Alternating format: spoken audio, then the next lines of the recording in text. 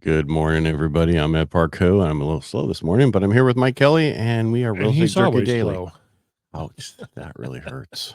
No, I was talking about me. Oh, I thought you were talking about me. No. What a nice weekend. It really was a nice weekend. Did you have fun camping? I Lamping? did. Took the dog to with us for the first time ever, and he really did well. I was always afraid that, he likes to bark at everything that moves. He didn't bark at anybody. It was kind of cool. Yeah, when we take our dogs to the cabin, it's like they're on vacation. Yeah. They don't bark at anything, but when they're here, they bark at the wind blowing. Well, this is their home front. They have to protect it.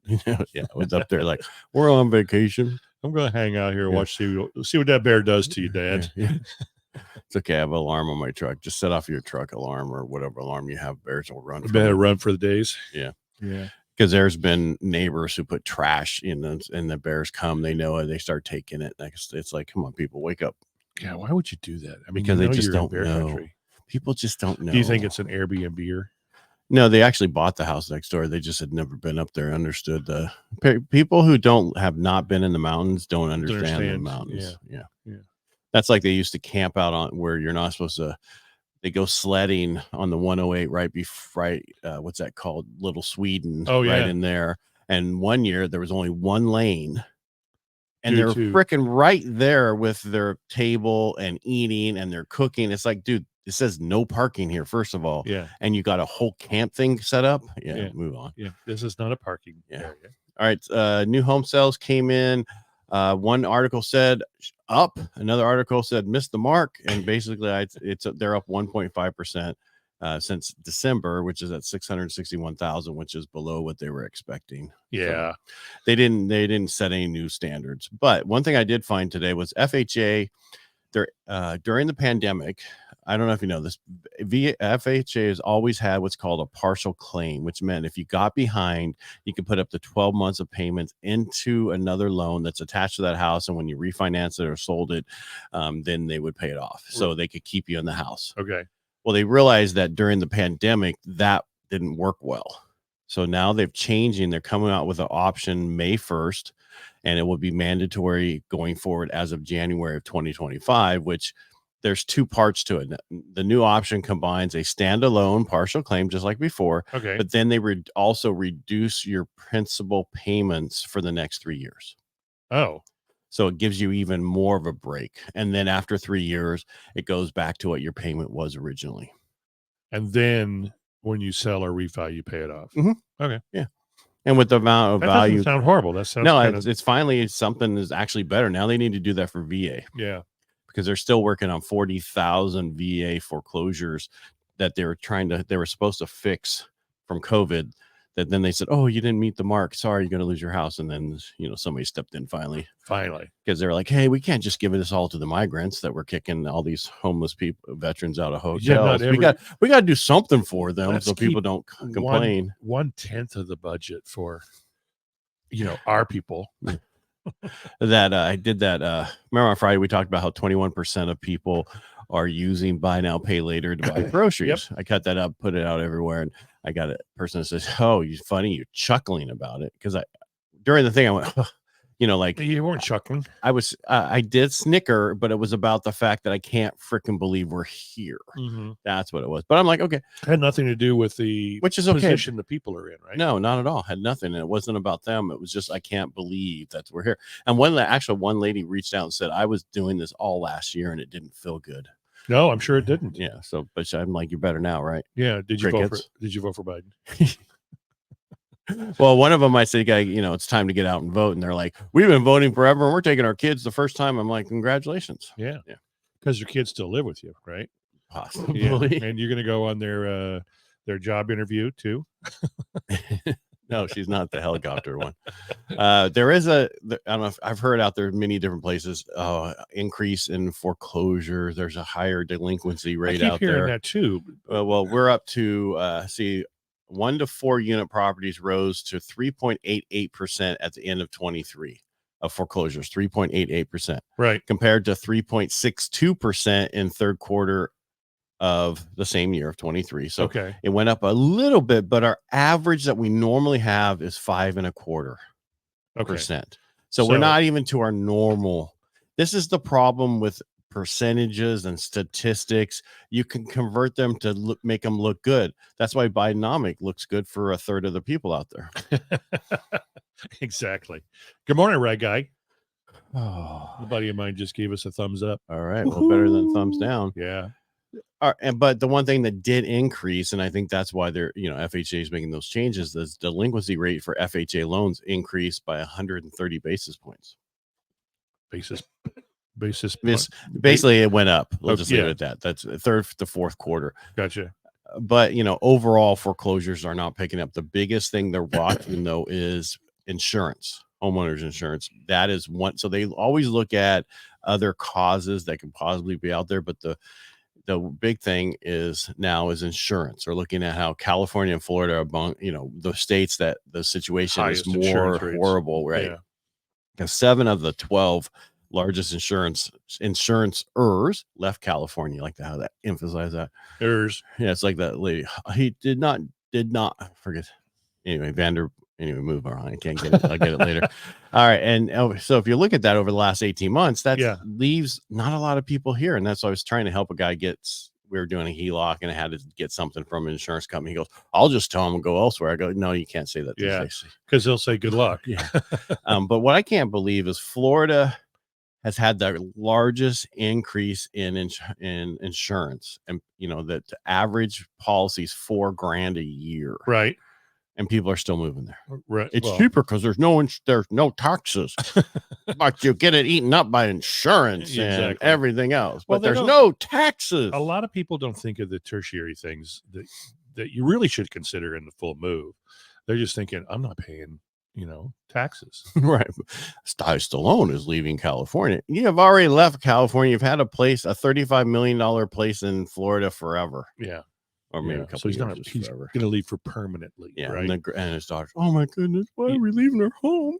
You're never here. I've had 3 phone calls in the last 2 weeks. And I meant to bring this up Friday of people who are reaching retirement age and considering selling everything they've got here and moving to either Spain or Italy.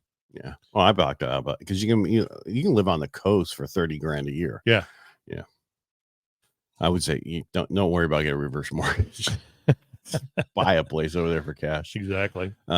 So everybody's trying to figure out what to do about the unaffordability of everything in the United States for people to live in. So HUD decides that it's going to issue $3.8 million in funding opportunities to research ways to boost inventory. Wait, what? Yes. So we know the way to boost inventory. So they're spending $3.8 million in funding opportunities to research ways to increase inventory. So what you're telling me is they're going to launder some money. So here, let me tell you how they're using it. Of research. Yeah. So roughly $3.8 million, which will go towards organizations aimed to boost housing inventory and availability through methods including off-site construction, that would be in factories, I assume, and office to residential conversions, which we already just realized doesn't work. All right. So very hard. They say the lion's share of the funding opportunities will go to the off-site construction and land use reform, NOFO, which is the I had it up here before. That was the acronym for some. No old factory overlooked. Anyway, I'll get back to that. Anyway, so they got $3 million of that. 10 institutions that will research ways to access the potential for off-site construction methods and zoning and land use reform to increase supply of quality, affordable housing and reduce housing expenses for low and moderate income owners and renters. Okay. Well, so with that NOFO is office. So that is where to go there. Geez, I just had it. I thought this is a problem. I have so much stuff over there. Anyway, what the hell? And then the office to residential conversion that is getting $858,000. All right, so we just wasted $3.8 million. The 50,000 is okay. No, what do you mean? You said they're getting 850,000, and the other place is NOFO. It's getting a lion's share about 3 million. Yeah, but it's only they said it was 3.8 million total. Okay, but I don't care again numbers. I don't work off numbers. I'm just paying attention. Well, finally, one day I don't want you to. Damn it. So what a waste. What a waste. Take that same 3.8 million and help and buy some land. Help builders make it cheaper. Cut the capital facilities fees in half, or 2/3, or 3/4. Change the zoning laws. Yeah. But don't just, we're going to put a commission together and this is what we're going to do. That's why nothing. That's why I say laundering. Yeah. Well, okay. I just created a commission and I need to get HUD to fund me. This is just ridiculous. Let's work it out. We'll figure it out. Yeah. But, all right. Build to rent. Everybody's been hearing about build to rent for the last few years and how it's taken over everything, and people are building whole housing tracts just to rent. They build them all and then rent them all out. Well, and everybody's talking about, and it's growing. But what I want to show, I think I have a chart. Let's see if I have a chart. A chart. Build to rent. Oh yeah, here. All right. So everybody's worried about this, right? Uh-huh. Well, this is build to rent versus multifamily. The blue is build to rent, so basically what I'm getting at is the build to rent is nowhere close to right now what the multifamily is. Even that BTR says there's this much more. If you look at, I know and I just saw that, it's like, okay, that looks a little bit. I'm confused. Yeah, so am I. But and I wrote these. Okay. Here we go. All right. So in 2022, build to rent transactions totaled about $2.1 billion. Okay. Okay. While multifamily transactions totaled about $279 billion. Oh, that graph. But that graph didn't show what I was doing. That was the wrong graph. No kidding. Yeah. Hey, I'm not perfect. No, but at least I was paying attention again, and it really didn't make any sense. The colors are wrong. Yeah. Well, it should have been. Yeah. But what it's getting at is everybody's worried about it. But right now, multifamily is still taking over. People are buying, building more places for people to rent because they're not going to be able to afford. And that's kind of where we're stuck at in mass. And pretty soon they could turn those apartments into condos like they did back in the late 80s, early 90s. And then you can sue. Actually, remember in 2000, they did that in 2003. All the apartment complexes turned into condos, and then it was a pain in the butt to sell them. Pain in the butt to sell them because nobody acknowledged that they were condos. Well, it wasn't that. It was because they were not owner occupied so much. There was that problem too. You couldn't do FHA loans on them. You couldn't do a lot of stuff. Well, I actually worked with a company to do loans, and we had we went in there and we were part of the sales team to do those loans. Oh yeah. Yeah. And remember, didn't we have a couple lawsuits, class action suits against the builder of the apartment complex, ones that turned condo? Because now they had a lion's share in the property. So, hey, wait a minute. There's only 10 years here, right? Isn't there only 10 years? 10 years for a warranty. Right. Okay. And it's funny how timeframes work. It's from discovery. It's not from the initial date. It's from discovery. So, yeah. All right, you guys, we talked about this before, but now it's becoming a public expansion in Riverbank proposed to expand the area right down here. This is that new 2,400 homes. Make it bigger. I can't. That's just as big as I could find it. Can you ever? So that's we talked about this about a year or so ago with the Riverbank. It is now being pushed, the 2,400 development. I have this chart here too, but it's actually. You mean it's actually going to start happening? Yeah. Okay, good. There's public details about it. So I had this to stage. So and don't say make it bigger because I can't. 2,400 plus housing development that would expand Riverbank to undergo public hearings. So now they're getting the hearings on it, which we already knew it was there. We need those homes. We need all that stuff. Yes. It'd be great if it were in Modesto. All those tax dollars would stay here. But hey, you know what? Riverbank's really doing a good job. Well, because Modesto doesn't think we need more housing. Yeah. Well, Modesto's wrong. And are they wrong? It just takes a bunch of us to start saying, guys, come on. It would have been nice to have the Costco on the, south side of Clarabelle. What are you talking about? The new Costco at Riverbank. Why? I prefer it where it's at. The old one. I'll never go to the one at Riverbank. Well, no, you won't. But you're on this side of town. Am I? What side of that? This side of town, whatever side of town that is. You're west of McHenry. Everybody east of McHenry will wind up over in Riverbank shopping and not realizing that their tax dollars are being spent and being kept in Riverbank. Well, what are you going to do? Build a Costco and they'll come. You can always move. Kelly. You could always move to Riverbank. No, I didn't know.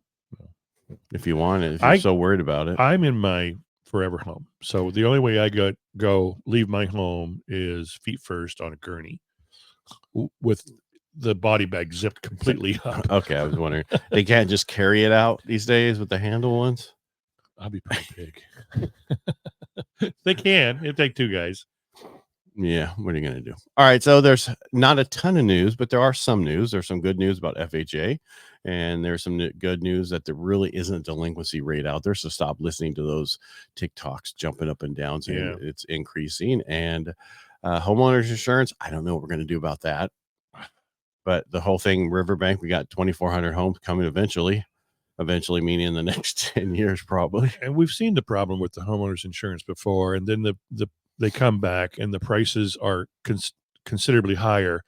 You know, the insurance issue is mostly with the commissioner, and they stopped everything, you know, from insurance companies raising their rates during the pandemic. And now they're so far behind, they can't do a one big jump. So it's not making financial sense for them. And I understand that. It'd be nice if we had some competition, though. There is some competition, not a ton of competition, you know, and that's another thing. I had some clients qualifying and they only qualified for a certain dollar amount. It was a VA one. And so the price point, so someone thought it would be smart to go from Merced to Calaveras County. And problem with that is if you drop even $20,000 in price point, right? Okay. You just went up $250 in insurance. Really? Yeah, because you got Fair Plan. Right. Fair Plan's everywhere. So before thinking about taking somebody from the someplace close to us that doesn't have the Fair Plan, you'd have to drop almost 50,000 to make it cheaper. Right. You follow me? So you'd have to go from 400 to 350. Yeah. And it's really hard to find anything in those price points except for in Merced or up in Tuolumne and Calaveras County. But then you got the insurance issue. Yeah, we reduced the price of that cabin up in Long Barn, and the activity is just a flurry.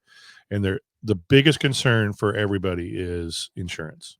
Yeah, that's the Fair Plan.